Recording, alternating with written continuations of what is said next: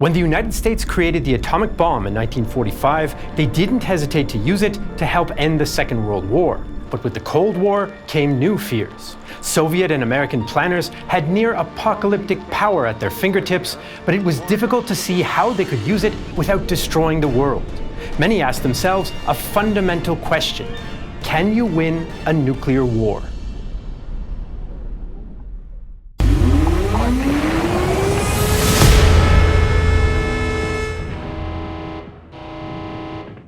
Atomic weapons development in the 1940s fundamentally shifted the strategic and military status quo between the great powers. In 1945, the US already showed even primitive atomic weapons' destructive potential. In 1949, the Soviet Union tested their own bomb to rebalance a growing technological and military gulf between the two superpowers. After the bombings of Hiroshima and Nagasaki, US President Harry Truman was slow to adopt a formal policy.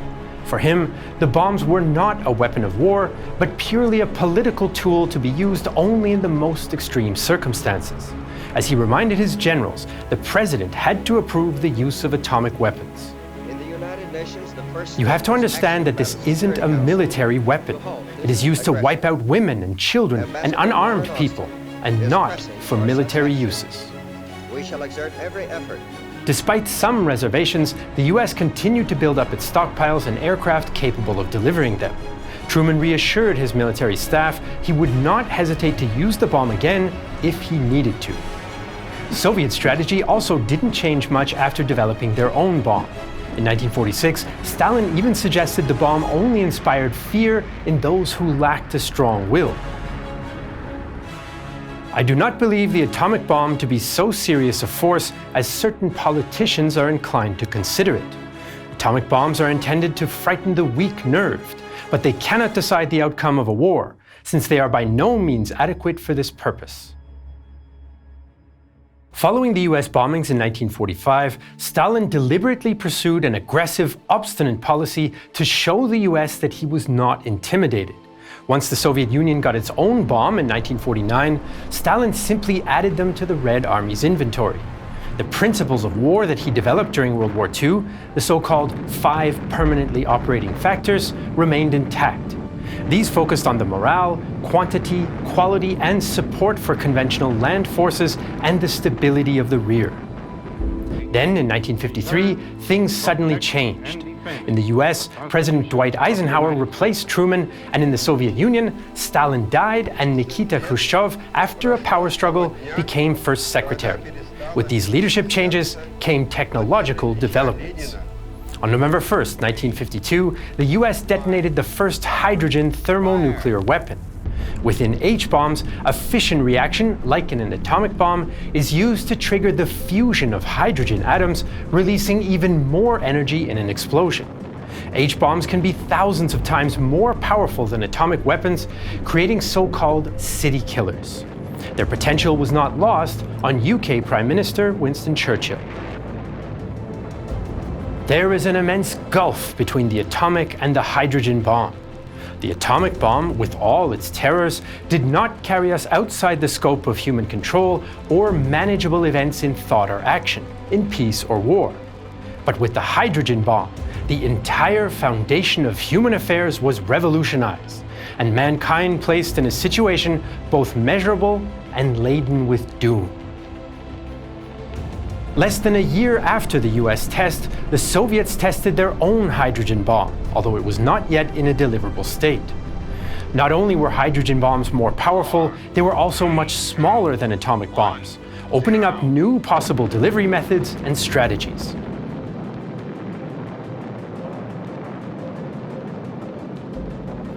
Both Khrushchev and Eisenhower were under similar pressures.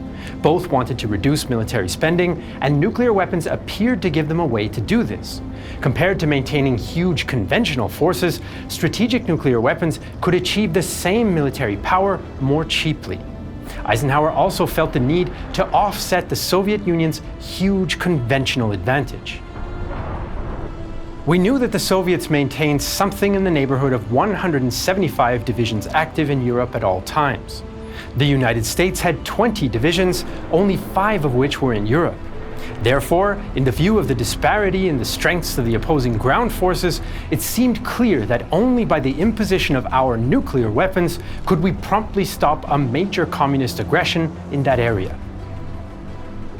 But Eisenhower also inherited some of Truman's opinions on nuclear weapons. To him, victory and defeat in nuclear war were essentially the same, as he told a group of advisors. The only greater possible tragedy than winning a nuclear war would be losing it. So in October 1953, Eisenhower developed a new look policy. He publicly stated that he was ready to use nuclear weapons just as any other munitions, but his true intention was deterrence. The United States would use its nuclear weapons as part of a doctrine of massive retaliation, not as a first strike. If the Soviets attacked the US or its allies, an American nuclear response would make any Soviet gains useless. The US also developed more diverse delivery systems, like submarines and hardened silos. These ensured that even if the Soviets struck first, the Americans could respond with assured destruction. Eisenhower gambled in the belief that Soviet leaders, despite their ideological differences, were still rational men and did not want to provoke Armageddon. While the US relied on a potential nuclear response to prevent war, the Soviet Union took a different approach. Some experts suggest the English meaning of deterrence does not have an exact Russian language equivalent, and that Soviet nuclear strategy was also rooted in the Red Army's offensive tradition. So the Soviets developed plans not only to fight a nuclear war, but to win one. For the USSR, like any other state, war was a social and political contest as well as a military one. That meant Soviet military science was subordinate to political doctrine and had to operate under the same Marxist-Leninist principles. These state, among other things, that war can be a vehicle for great social change, and any contest between capitalist and socialist nations will always result in a socialist victory. With these principles in mind, an unwinnable war as envisioned by Eisenhower simply cannot exist. However, Soviet political doctrine also stated that only imperialist capitalist states can start wars. But at the same time, it was clear that the side who attacked first in a nuclear war would have a huge advantage. To escape this dilemma, the Soviets concentrated on preemptive strikes. Only when they were sure a US attack was imminent would they launch their nuclear weapons. The objective was to eliminate enemy military forces, including nuclear weapons, disorganize their rear areas, and suppress the will to resist. As destroying 100% of the enemy's strategic nuclear weapons was unlikely, Soviet authorities relied on strong civil defense measures to minimize damage from an American retaliatory strike. This approach required permanent strategic nuclear forces that were always on high alert. In 1961, Minister of Defense Marshal Rodion Malinovsky made this clear. A realistic assessment of the picture would lead one to believe that what the imperialists are preparing is a surprise nuclear attack on the USSR and the socialist countries. Hence, Soviet military doctrine regards it as the most important, the preeminent, the first priority task of the armed forces to be in a constant state of readiness for effectively repulsing a surprise attack by the enemy and thwarting his criminal designs. The Soviet Union's new strategic rocket forces would be responsible for this decisive strike. Initially, strategic bombers like the Tu-20 Bear and M4 Bison were the primary arm, but the US was simply too far away to rely on slow bombers. Happily for the Soviets, throughout the 1950s, they'd made huge advances in rocketry, as illustrated by Sputnik's launch in 1957. That same year, the Soviet Union developed their first intercontinental ballistic missile, or ICBM.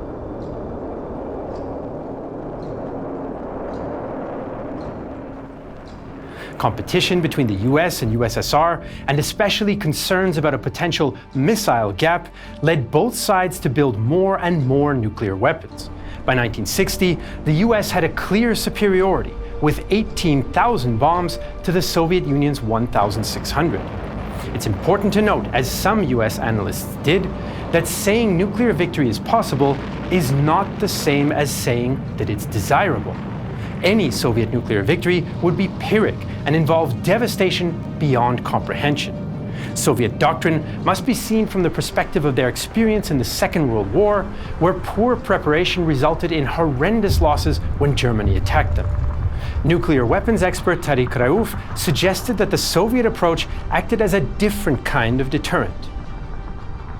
The Soviets do not need a direct language equivalent of deterrence to practice it.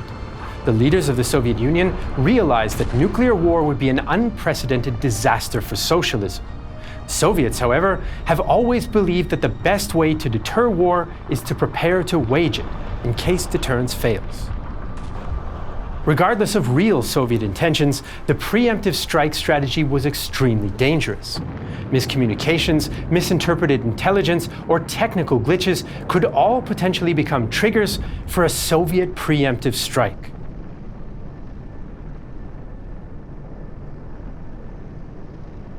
So through the late 1950s and into the 1960s, both the US and USSR had developed some kind of nuclear strategy. America's based on overwhelming response, and the Soviets on preemption. However, Cold War tensions and new technologies soon sent planners back to the drawing board. The early 1960s brought a series of crises which severely tested the US and USSR's resolve and strategies. The 1961 Berlin crisis and the 1962 Cuban Missile Crisis pushed both sides uncomfortably close to implementing their war plans, with likely catastrophic results. Luckily, cooler heads prevailed, but on both sides of the Iron Curtain, there was a realization that the post-World War II strategies were fairly inflexible. Nuclear weapons had not ended the US-Soviet conflict, they'd simply pushed it elsewhere, like Cuba and Vietnam. Politicians and generals needed more options. In coordination with Secretary of Defense Robert McNamara, President John Kennedy developed Flexible Response, a series of diverse strategies which included conventional military, political, economic, and nuclear options. The hope was that this would allow Western forces in the NATO alliance to conduct operations without necessarily provoking direct nuclear retaliation by the Soviet-led Warsaw Pact. Nuclear weapons were still on the table, but they would be initially limited to, quote, demonstrative use, or against purely military targets. In 1962, McNamara stated that the US would not target Soviet cities if the Soviets agreed to do the same. But given that most military installations are near cities, such statements were more optimistic than practical. At the same time, the US developed its strategic triad, ICBMs, strategic bombers, and submarines, to make it clear to the Soviets that a preemptive strike would be useless. Some kind of US nuclear capability would survive a Soviet first strike. Attitudes were also shifting in the USSR. First Secretary Leonid Brezhnev also began to downplay the possibility of winning a war and shifted more attention to conventional forces, an approach he called, "Speak softly while you are carrying a big stick." In 1968, the publication Communist of the Armed Forces stated the Soviet view. The point is that the new possibilities of waging armed struggle, meaning for using conventional forces, have arisen not in spite of, but because of the nuclear missile weapons. Technology once again played a role in changes in the 1970s. By the early 70s, ICBMs equipped with multiple individually targetable thermonuclear warheads greatly increased even a single ICBM's destructive potential. The USSR had also caught up with the US, and by 1975 had 20,000 nuclear warheads to the US's 27,000. Soviet leaders now considered it unlikely that the US would launch an unprovoked attack against the USSR, rendering their preemptive strike strategies obsolete. Instead, with financial pressures also playing a role, the 1970s brought discussions on arms limitations. In 1972, the first Strategic Arms Limitation Treaty was signed, allowing both sides to complete launchers and warheads currently under construction, but not to build new ones. By 1976, Brezhnev himself was optimistic. Although world peace is still by no means guaranteed, we have every reason to say with confidence that the improvement in the international climate is convincing evidence that the achievement of lasting peace is not merely a good intention, but a realistic aim.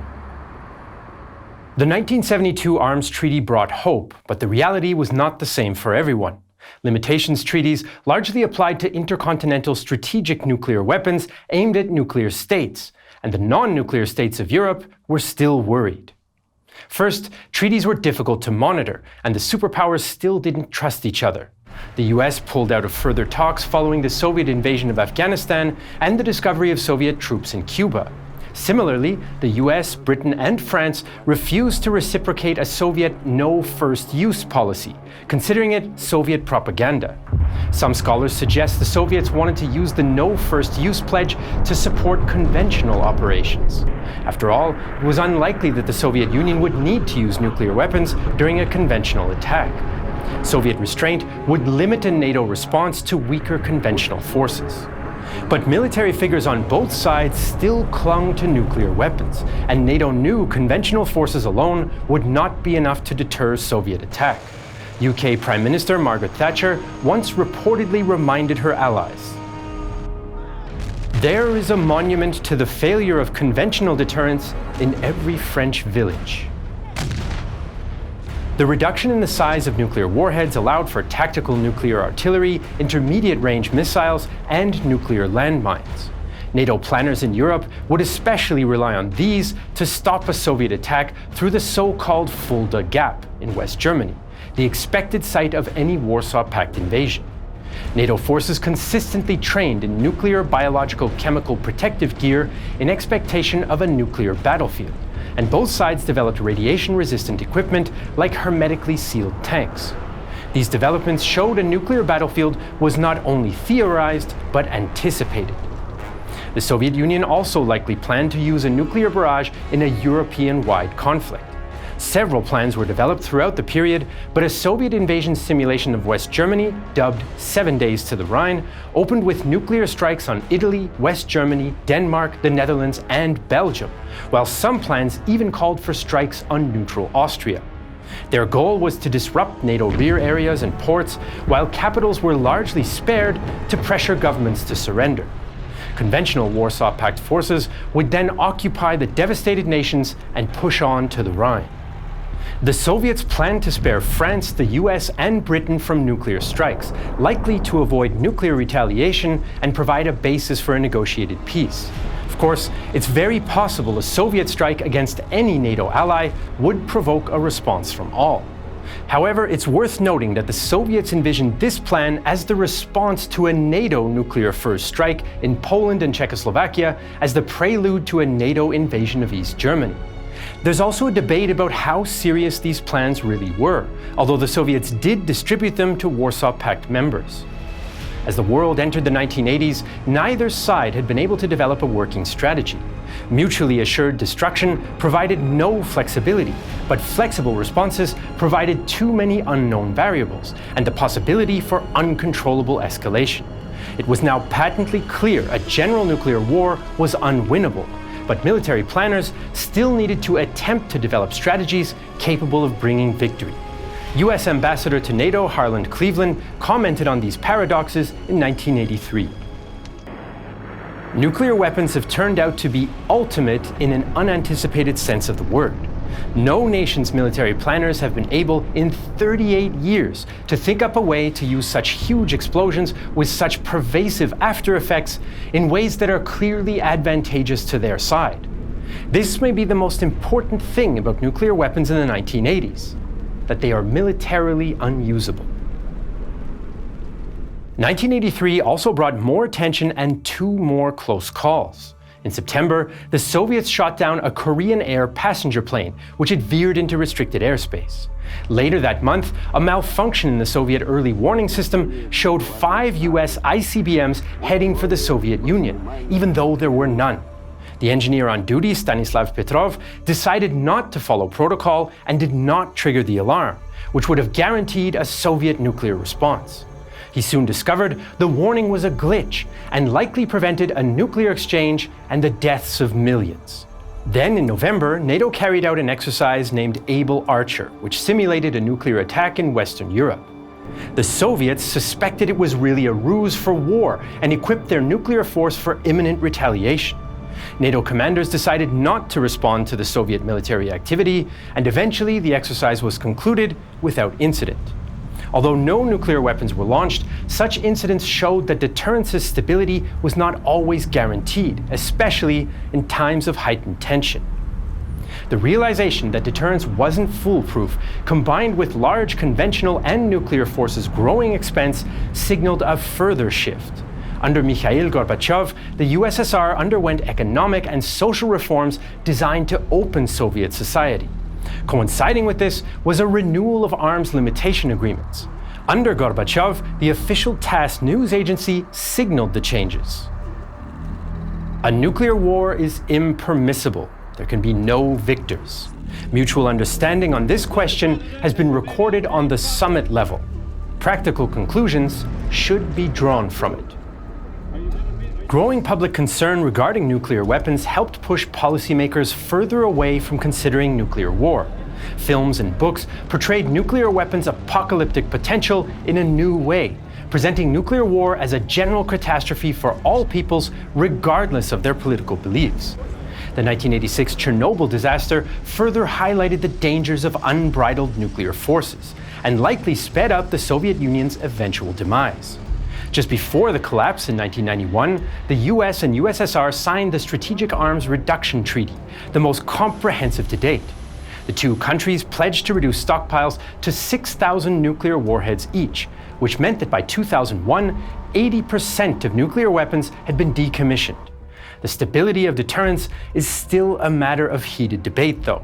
Supporters claim deterrence prevents another great power war, while critics suggest this benefit is by no means guaranteed in the future, especially as new actors, weapons, and crises emerge.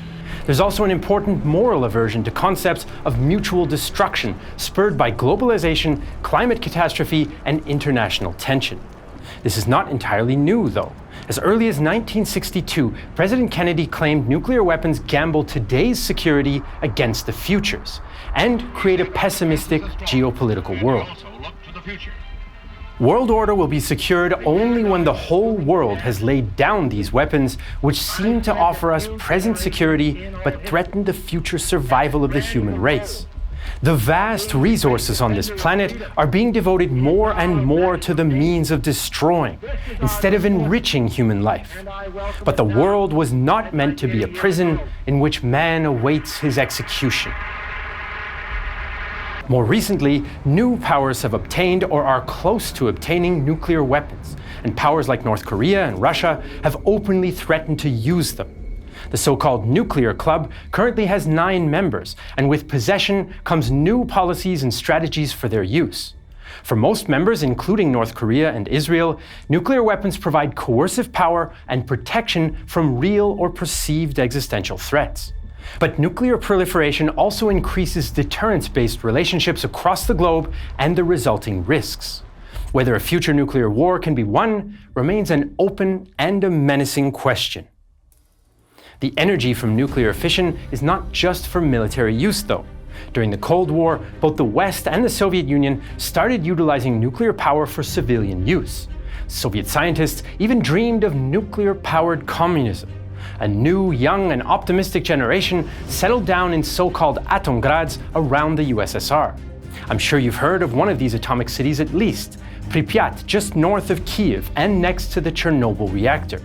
If you're interested to learn more about the Soviet nuclear program, from its origins in World War II to the Chernobyl disaster and beyond, you can watch our new documentary series Red Atoms exclusively on Nebula. Nebula is a streaming service that we're building together with other creators, and where we don't have to worry about the algorithm or advertising guidelines, and where viewers directly support creators. If you go to nebula.tv/realtimehistory, you can get 40% off an annual subscription. For just $30 a year, you can watch Red Atoms or our other Nebula original series, and much more. Want to learn more about one of the American nuclear triads I mentioned earlier? Then check out Tip of the Spear by Mustard about the iconic B-2 stealth bomber. And of course, on Nebula you can also watch all our videos ad-free and usually earlier than on YouTube. That's nebula.tv/realtimehistory for 40% off an annual subscription and supporting us directly.